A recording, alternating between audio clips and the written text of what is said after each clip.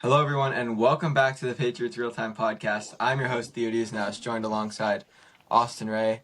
And today we are going to be talking about the Patriots' 26-20 victory over the Cincinnati Bengals. This was not a great win for the Patriots. I feel kind of like, I guess spoiled is the right word to say that you have 10 wins. You won 8 games over the last 2 seasons. And now we're talking about bad wins. A win is a win, no matter how bad it looks, no matter how many players get injured. A win is a win, and the Patriots have 10 of them. So, Austin, how are you feeling about this season overall before we dive deeper into this game? I mean, I'm feeling great. This is exactly what I predicted. I predicted a 13-win season, so I'm feeling golden right now. Yeah, 13 wins. I think they can get there. They're limping towards the bye right now. It's going to be tough to beat this Giants team, and I know it's kind of weird to say it's going to be tough to beat a 2-10 team, the first team eliminated from the playoffs, but the Giants have some studs on their roster, especially on that pass rush. They have 4 guys. Dexter Lawrence is having a down season, but 3 guys really that have had really good seasons. And you want to talk about Abdul Carter's not having a good season? I don't agree with anyone that says that. He's having a really good season. Just the sacks aren't there. He's going to be a star in this league. And then you have an okay linebacker, a solid to above average linebacker. He's not the best in the pass game, and Bobby Okereke, but a great run stopper for them. But nobody else can really stop the run for the Giants, so you should be able to run on them. Anyways, I got sidetracked, but they have a really good pass rush against a injured Patriots offensive line, so that's going to be a tough game. But if they can take care of business there, I really feel good about their chances to win the AFC East. They only have to win 2 games to win the AFC East. The next 2, which is the Bills, which is the Giants, the bye, and then the Bills. And they don't have to win the bye week. We do. We will, but we don't have to. Yeah. Okay. Thoughts? How you doing today, Austin? Forgot to ask. Doing good. It was a long day. Weird day, but good day. Yeah, it was a long day. Shout out Erica Jolly. Yeah. So let's talk about those injuries. Keeping it on the negative side, I guess you could say. The injuries. So, Austin, who do you think was the most important injury? I mean, So all far injuries this are bad, yeah, Yeah. like, obviously, but, who do you think impacts this team the most with their This injuries? season or last game? Last game. I say Will Campbell. Yeah, I agree. Yeah. I mean, I guess you can make some arguments to counter that, but I think Will Campbell, he's had a great season, especially for a rookie. I feel like he's a big name on this roster, and I feel like he's got a lot of soul to him, so I feel like the team can rally behind him, and I think missing him could definitely impact this offense, and even some leadership as a rookie he carries himself well. So I think that this it could definitely impact him, but I'm glad he'll be back for playoffs. Yeah, I'm not a Kansas City Chiefs fan. I am not a fan of any other team besides the New England Patriots, but there have Yeah. been tackles that go number 1 overall. My example was the Kansas City Chiefs and Eric Fisher back in 2014. But I don't think that these guys had the amount of hype, the amount of fandom that Will Campbell has. And yeah, you talked about it with the personality, him crying on draft night. He's gonna fight and die to protect Drake May. That just builds you a fan base, and I feel like any other tackle in the NFL, an injury, you're like, all right, that sucks. The more advanced fans, I guess you call them, the diehard fans are like, damn, this really sucks. But the casual fans, they might not even know this guy's name. Your starting left tackle, some of the casual fans. But Will Campbell, if you're a casual Patriots fan, you know who Will Campbell is. And it's not just because it's the 4th overall pick. And obviously that's not what makes Will Campbell great. On the season so far, his stats, 5 sacks allowed, 25 total pressures, and 4 QB hits. So he's having a pretty outstanding season, like you said, especially for a rookie. And if you want to kind of see how these 25 pressures are, if you want to get like a good basis for what a bad pressure game looks like, Nick Leverett, the Patriots starting center last year, I think it was in Drake May's first game, allowed 10 pressures in one game, and Will Campbell's only allowed 25 throughout 11 games, or 12. Yeah. It was like 11 and a half. So, yeah, he's having a good season. Yeah. Yeah, you're sideways, and this is really making me not, I don't know, I'm looking at you weird, and keep going, please. Uh no, Jared I agree with everything they just say. Everything you just said. I don't know what I'm going with, but yeah, I agree. Wilson? Thoughts on Jared Wilson's injury? Because we're Oh, going Bills. thoughts on Jared Wilson's injury? Yeah, it's definitely big. He's been having a pretty good season as well. It's definitely big, not as big as Will Campbell, I'd say, but it's definitely going to impact this team. And again, I'm just happy he'll be back for the playoffs. Yeah, so I forgot to mention it, but Will Campbell, MCL sprain. Mm. We don't really know the severity of it yet. Um, I think, yeah, so he won't be out for the playoffs. He's a potential IR candidate, but I think he could be back in like 2 or 3 weeks at the minimum. Yeah, For Jared Wilson, he's out for 4 to 6 weeks with a high ankle sprain. The Patriots, Mike Vrabel said he thinks it's going to be 4 weeks. So I don't even know if he gets placed on IR. But I think he might. But I anyways, don't I don't think it would be bad if he gets necessarily placed on IR. yeah, because if you're gonna miss 4 games, you might as well get placed on Yeah, IR. But maybe he free can up a miss four, spot. and they have the bye, and that's what they're thinking because it is a I four to know. six injury. So I think maybe that's why they don't place him on IR if they don't place him. But on the season, 4 sacks allowed, 6 QB hits, and 22 total pressures. He did miss a game, so the stats are going to be a little bit less than Will Campbell. That does not mean he's having a better season than Will Campbell. He's not. But he's still having a great season for a rookie. For sure. Obviously, there are things to improve on, but he was a starter for 1 year at Georgia, and he played center. So really, no high level experience at guard. And it, I'm assuming that he's going to play later in the season. But if this is it for him for the regular season, then a really good regular season for the rookie. I agree, 100%. Mhm. All right, let's get into Kyrus Tonga's injury. This is a big injury as well. Don't know how long he's going to be out for. I think he might be able to play next week. They haven't um, told us anything about that. But he actually returned to the game and then decided that he could not play because the pain was too much. He is a run stopping beast. He is a beast in the backfield playing fullback. What? No, yeah, I agree. Yeah, no. Um, yeah, he's just a beast. That's the common word here. So thoughts on Kyrus Tonga's injury? How do you think this is going to impact the team?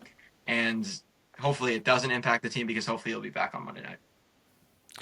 No, yeah, I think that this again, all these injuries are pretty big for the team because they're all guys who have been performing great this season. Mhm. So, Karius Tonga, like you said, affects offense and defense. So I think that depending on the scheme, it could extremely affect our offense. Or I mean, the defense is it's always going to be big. Like you said, he's a run-stopping beast. So having him and Milton Williams out, it's big for our for our run defense. So I think that uh it's big. Yeah, I don't think there's really any question. I think Kyrus Tonga is the best run stopper on this Yeah, defense, and Milton Williams is probably the second best run stopper. So if you don't have those guys for the game against the Giants, it's not going to be too bad because the Giants don't really have great running backs. But if they don't have them for the game against the Bills, we know they're without Milton Williams for the game against the Bills and the Ravens. Then that's going to be bad. You're facing James Cook. You're facing Derrick Henry, two of the best running backs in the NFL. That's going to be bad without both of them. Now, like I said, I think, and I don't, I'm just assuming because he did come back into the game, but we saw the thing happen with Milton Williams. He came back to the game, he got placed on IR, but just hmm no news coming out. Didn't get placed on IR with Alex Austin, who we'll talk about in a second. Um, I assume he'll probably be back for the Bills game, but if he's not, it's going to be not good. So, yeah. agreed. All right, so I just brought up Alex Austin. He was placed on injured reserve and with an undisclosed injury, and I looked at his last play of the game, and he didn't really get injured. He did come into the play, made a tackle, got up perfectly fine, seemed to like flex a little bit, celebrate a little bit, because he was in there on the tackle. He like that is not a sign of a guy that got injured that's going to have to miss 4 games.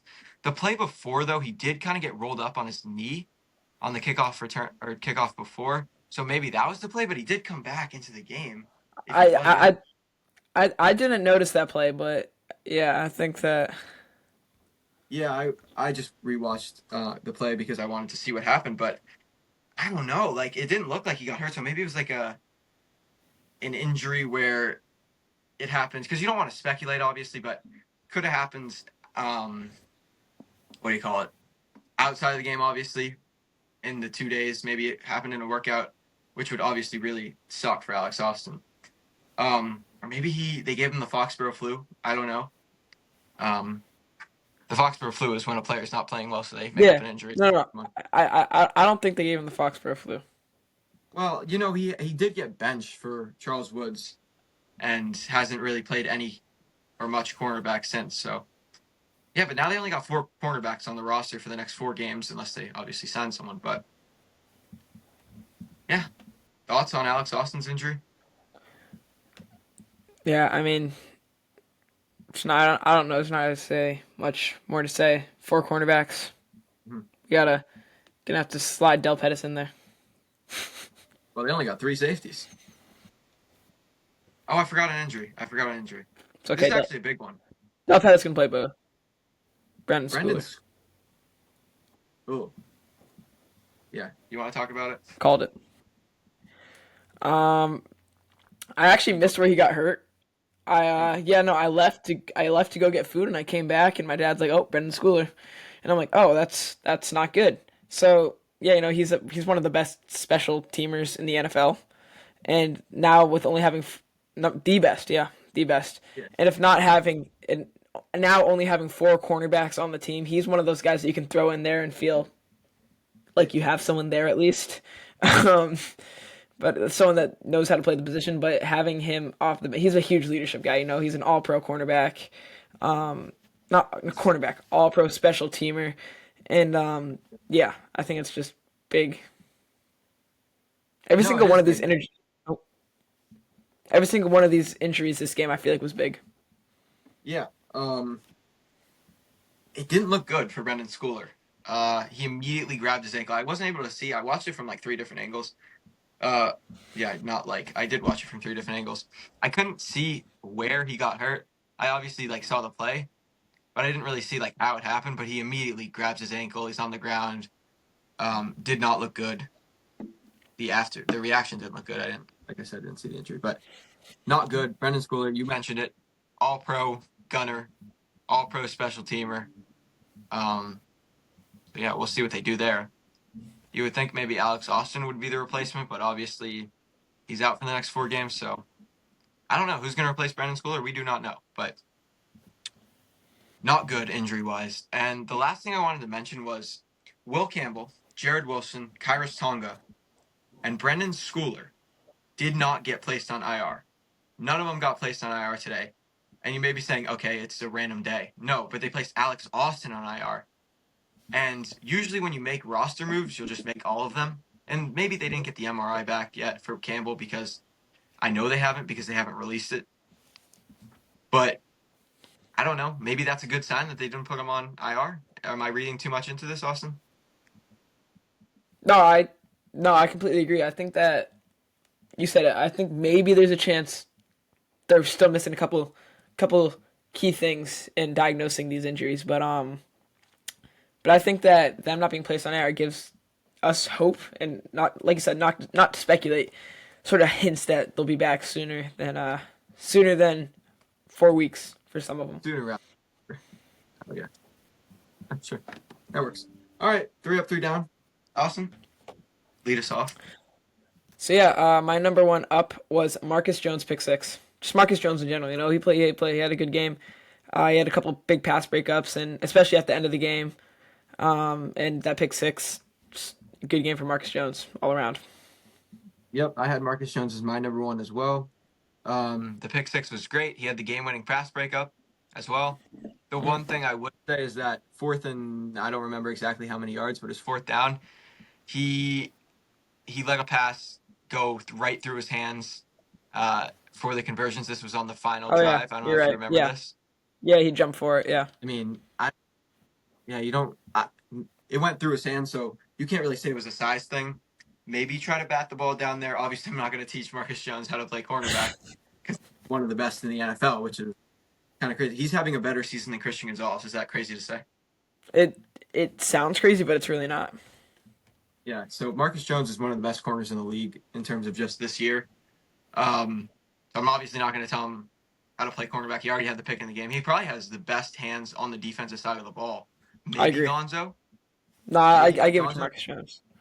Oh, you know who has the best hands is Jalen Hawkins, but Marcus Jones has some good hands as well. So I don't know, but I guess that's why he plays corner, not receiver. But um, yeah, I don't know. It was a little questionable, but it's a reactionary thing. You can't blame him too much. And like you said, he had a great game other than that. Yeah. And I'm gonna let you pick. Usually I go here, but I'm gonna let you get this guy. We talked about him last week as not being a safety blanket for Drake May, and guess what he does? Drake May struggles a little bit. He's back to being the The safety safety blanket. blanket. The safety Austin, blanket. Not to sound uh not to sound like a broken record here, but I'm gonna go to Drake May's safety blanket, Hunter Henry. wow. I mean, no words, you know. Saw this last year, pretty much every game. Hunter Henry having an amazing game. How many touchdowns? I don't have his exact stats pulled up. How many touchdowns? Just one, was it one? Which the stats this week were 7 receptions, 115, and a touchdown. Yeah, one. Yeah. I mean, it's a great game for any pass catcher, especially a tight end. It's just a great game for Hunter Henry. Mm-hmm. He was there. He was there every. You Uh, know, we saw Drake. no, go ahead.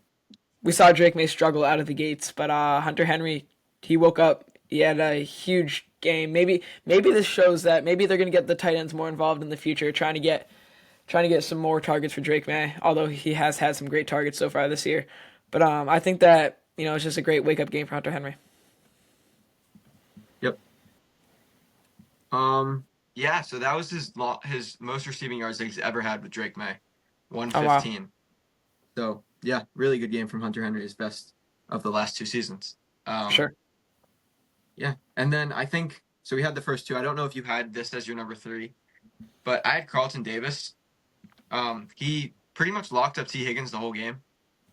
He did have the one pass interference call, which he was really, really mad about. He talked about it after the game, and after that pass interference call, he was lights out. He had 3 pass breakups. He only had 3 pass breakups on the season before that game. He had 3 pass breakups on one drive. He looked Yeah, electric. He looked like a true number one corner. Um, he's played really, really poorly throughout this entire season.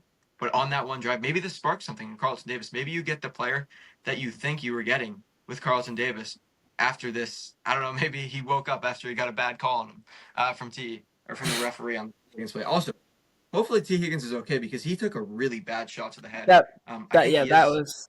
that was tough to watch. Yeah, he is. I think he's okay. He's obviously not going to play this week on Thanksgiving, but um, yeah. But other than that, a really good game from Carlton Davis.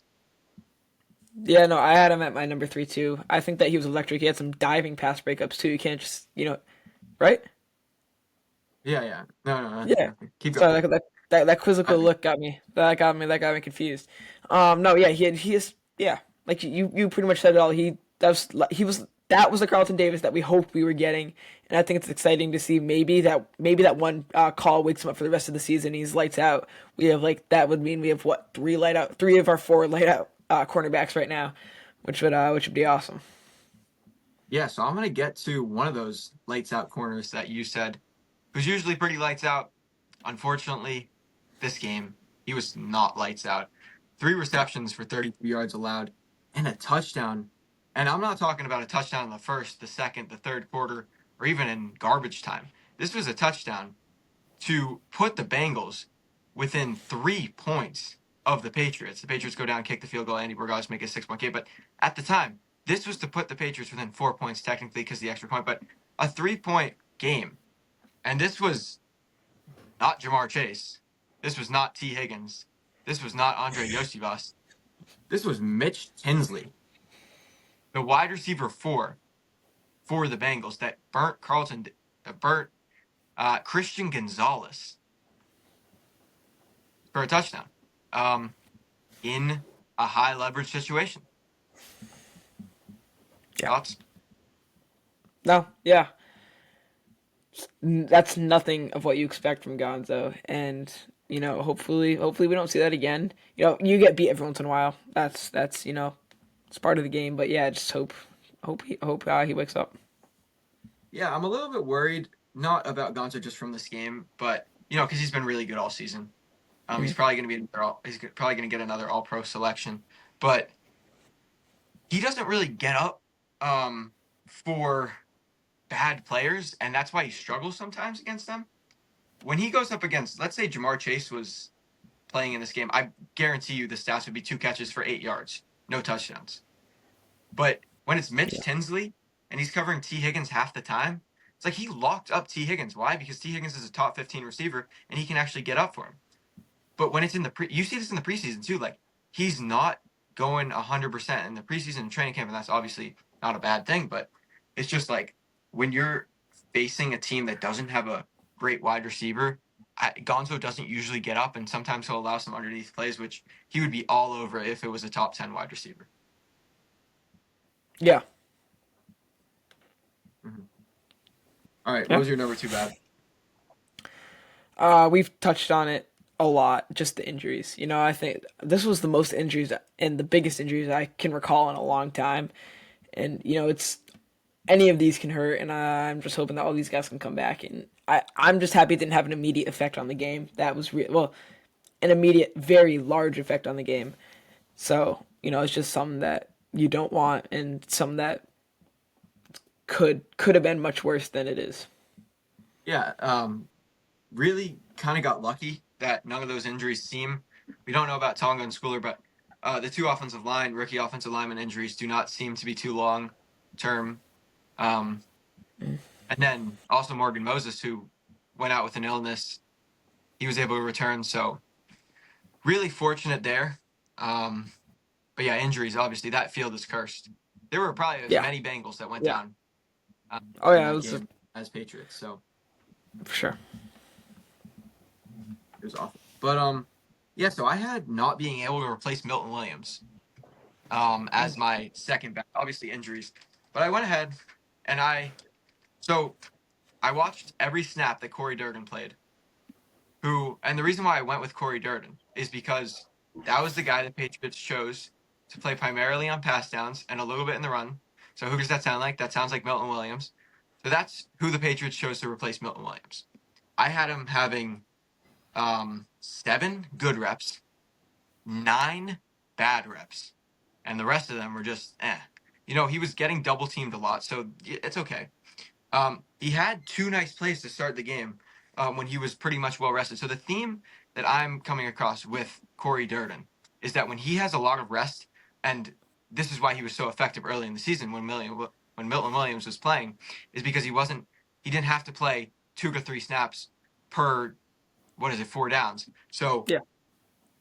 when he's well rested, he's very effective. He is a beast interior. No, he's a beast more in the C gap. He has to play in the B gap. Sometimes he's not great. Or in the wait, let me think about this. No, he's a beast in the B gap, but when he has to play in the A gap, he's not as well. He's not doing as well. But he had a really, really nice play on the Gonzo touchdown, which I talked about earlier, but immediately beat his guard inside and was almost. I think he touched Joe Flacco on the play. But I know this is a little bit boring for the listeners here, but um, he was dominated a lot as well in Yeah. the run game. So it's going to be tough to replace Wilton Williams. It's going to be tough to replace Milton Williams. Don't think that Corey Durden is going to be the one to do it. So not great there. Yeah. There's not much more to say about that. I wasn't really. I actually genuinely was not looking at Corey Durden. I don't think. I think I only looked at him twice during the game. It was probably in those 2 reps that you talked about. But Yeah. yeah, I think Mhm. that Milton Williams, as we said, is a huge hole for this team to fill. Yeah. For my, is this my second or my third bad?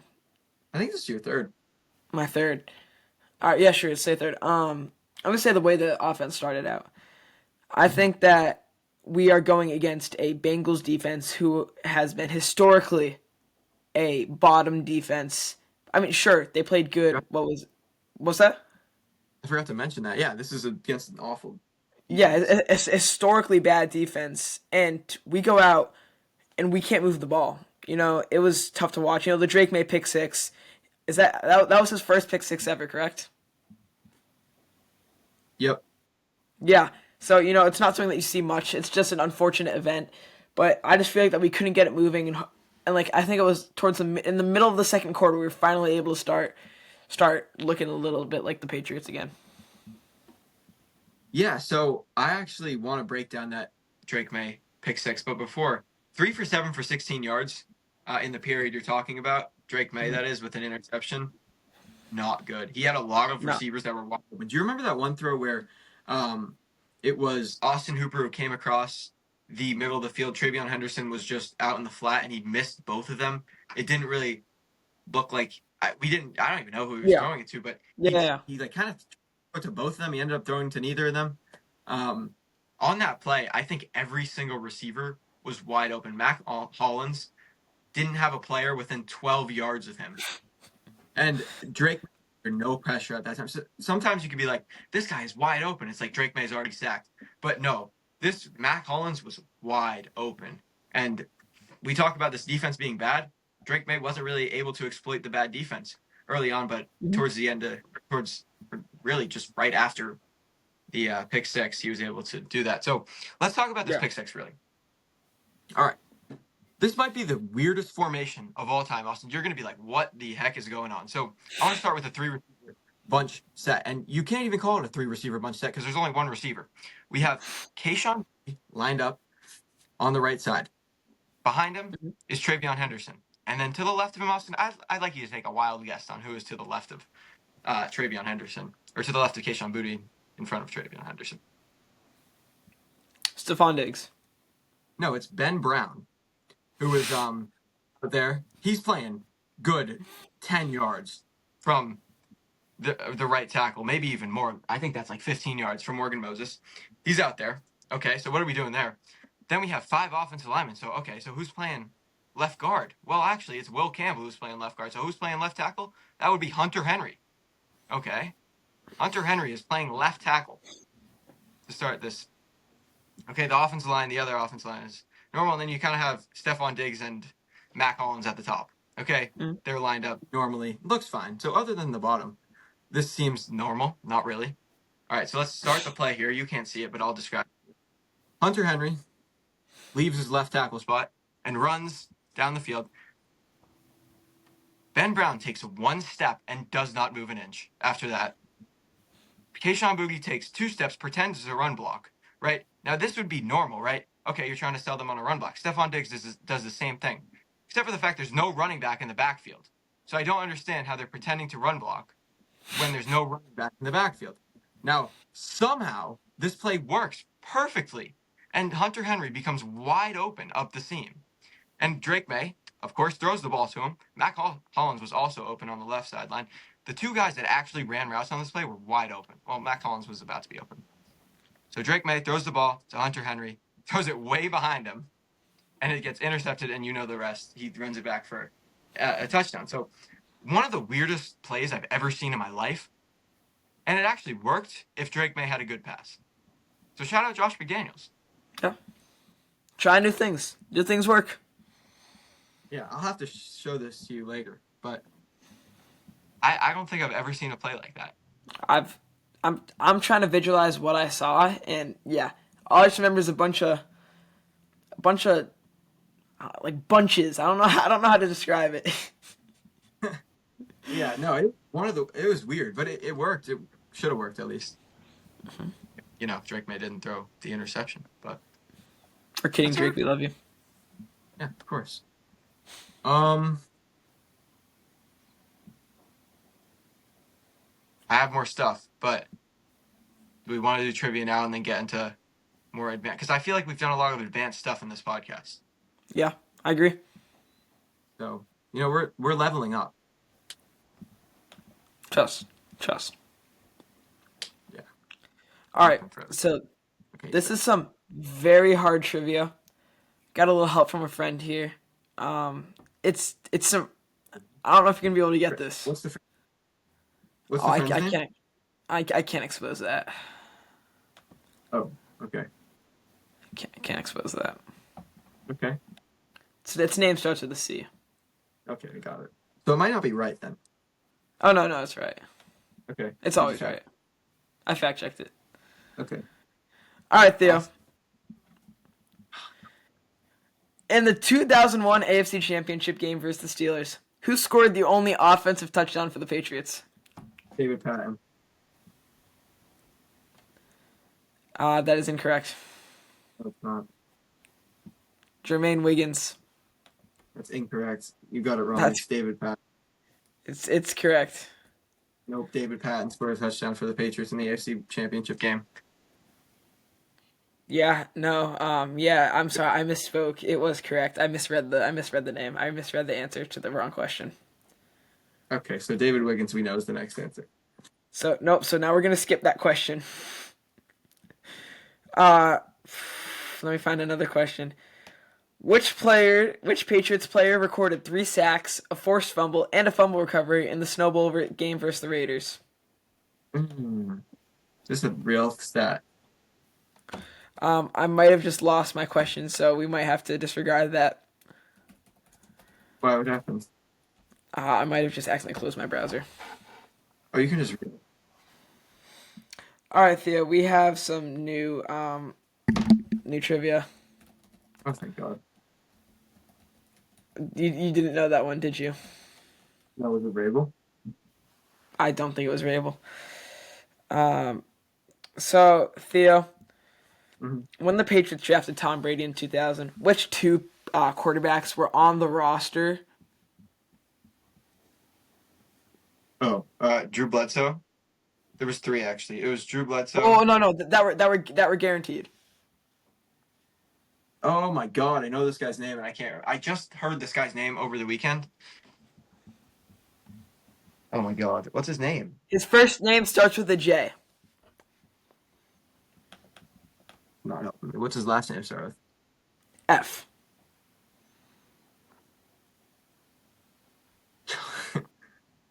Oh, I don't know. Who is it? John Freese. No, so that's not who I was thinking of. John Freese.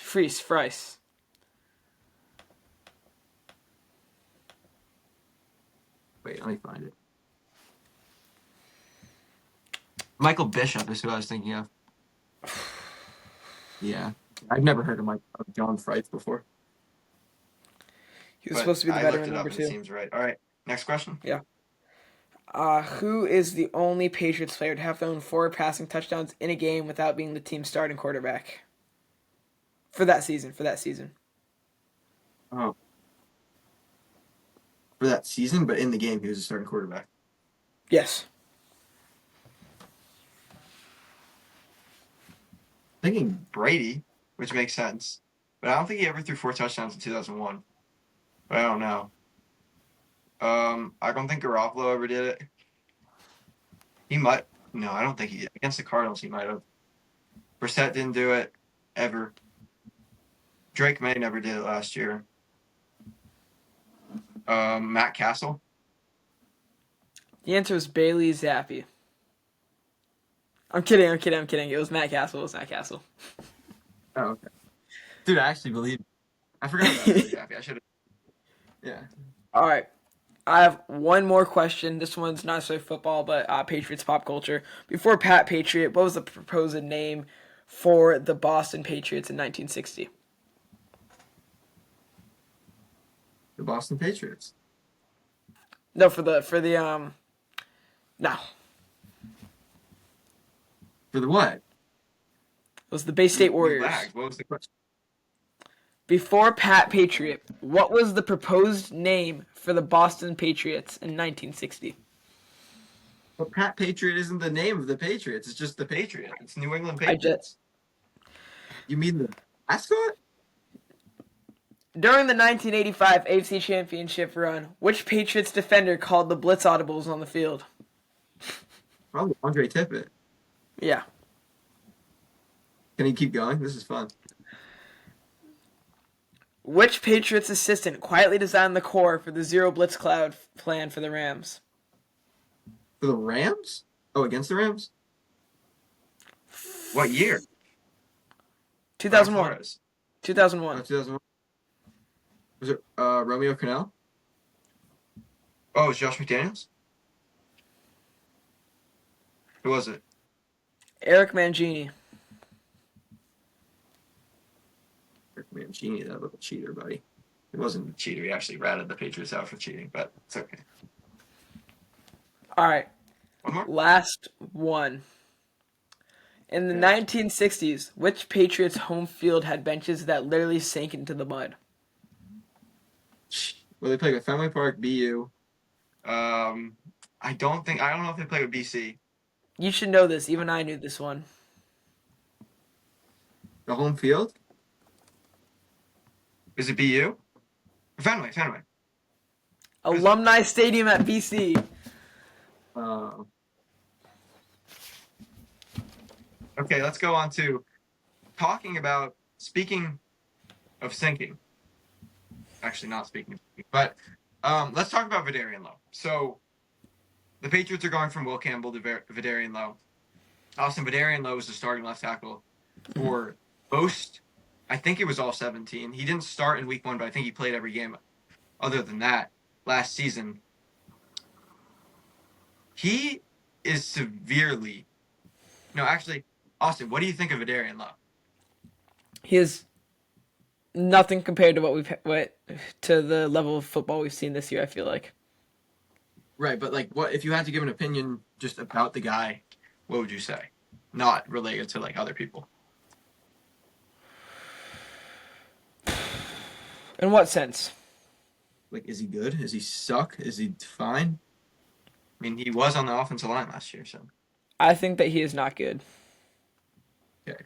So a lot of people, I'm not saying Austin actually. When I was at the joint practice for the Commanders, Marcus Bryant, who is a rookie left tackle, who came in for Morgan Moses when he went out with the injury for a few plays, he didn't do well on a few reps against Commanders edge rushers. I don't remember who it was. And there's this guy sitting about, where that Christian Gonzalez jersey is in the bleachers who was like, Vidarian Lowe, you stink. You're getting cut. And it was like, but he was like talking about this Marcus Bryant play. He's like, Vidarian Lowe just let another guy get him. Vidarian Lowe stinks. Like, first of all, Vidarian Lowe is not that bad of a player. Yes, he struggles against good players, but I'd say about 65% of the time he holds his own, which is not good. But for a backup, he holds his own against good players. For a backup, that's fine. I guess he's not starting. Obviously, last year it's not good that he was starting 16 games for you. But this year, having him as a solid depth piece to play on the left side, he was awful on the right side in 2023. But to play on the left side, Vidarian Lowe is not a terrible player. He'll be able to play well against okay to mediocre edge rushers. Like, I think that if Kayvon Chason or Harold Landry went against Vidarian Lowe, he would give up 1.5 sacks if they went up against him for the entire game. I don't think that he's a bad player. I just don't think that he's obviously not as good as Will Campbell. And that's where people like to say that he's not a good player because he's not a true starting tackle. But you look at the guy, he's not terrible. He'll hold his own. So that got me thinking with the Giants coming up next week. Brian Burns has 13 sacks this year. He's one of the best edge rushers in the NFL. Where does Brian Burns line up? Well, in his 13 sacks, he lined up 5 times on the left side against the left tackle, so on the right side.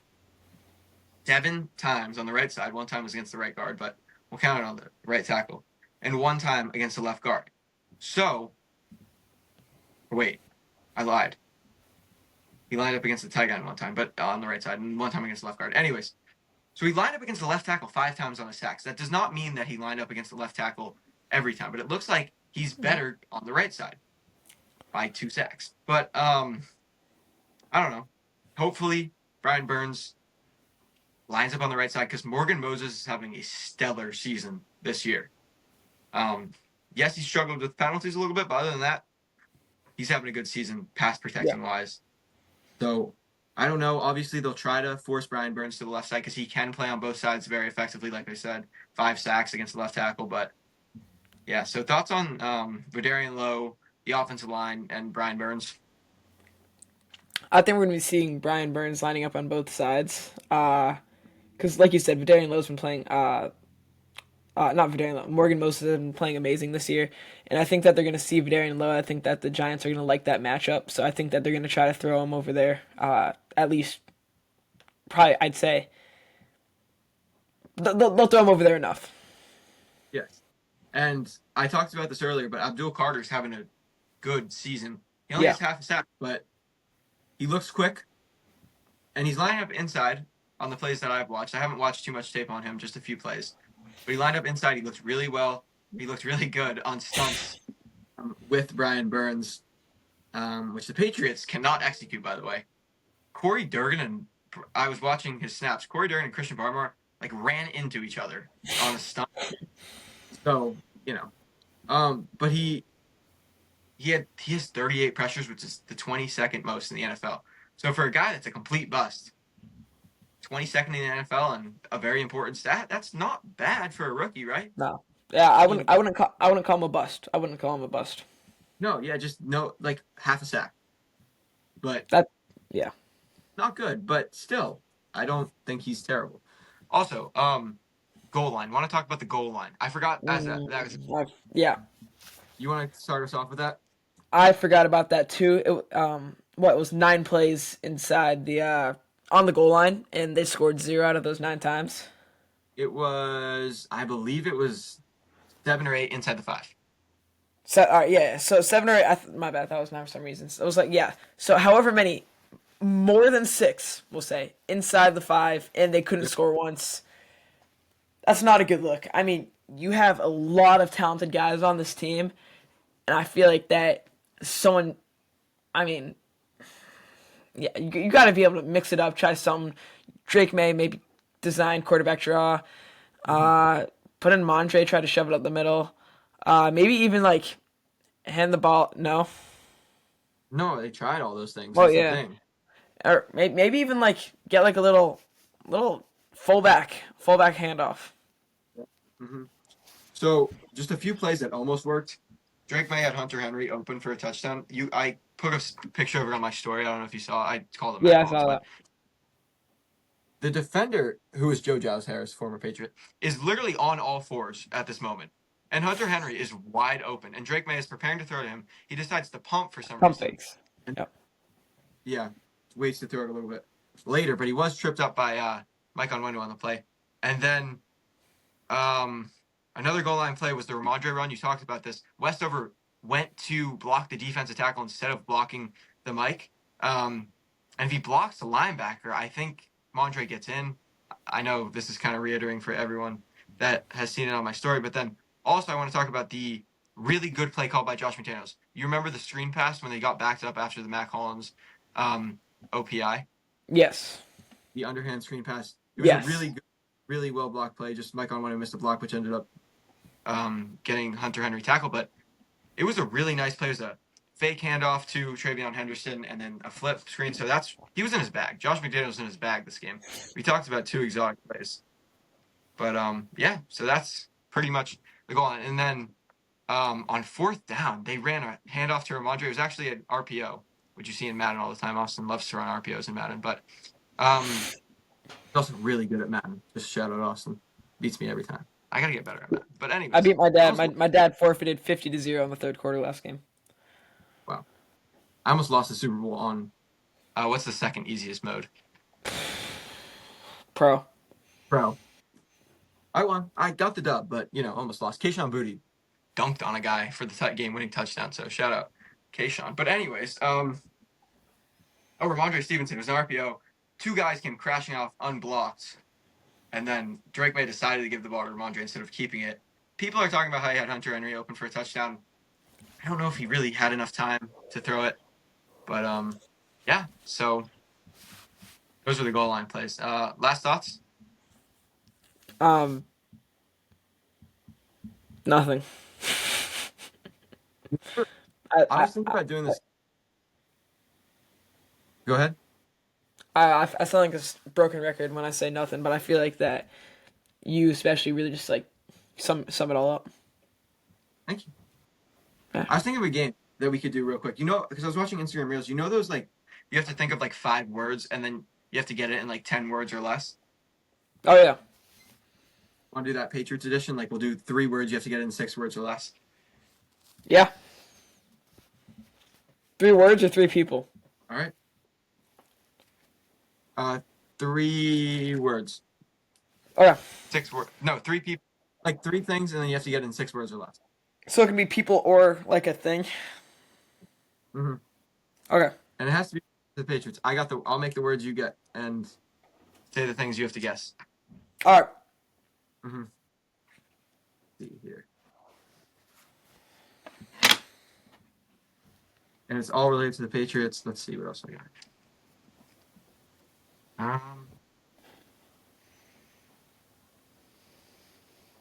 All right, here we go. This should be easy. Ready? First hint. Stadium. Gillette. Yep, that's the word. All right, second hint. D. Parter. Can you say that again? C. Parter. D. Parter. No, C, like the ocean. C. Parter. Oh, Morgan Moses. What? Morgan Moses. Yes. I said that. Oh, I didn't hear you. Sorry. You Oh, cut out. okay. Okay, so now we have 3 words, so I can use 3 words for this. This is so easy. Coordinator. Mike McDaniels.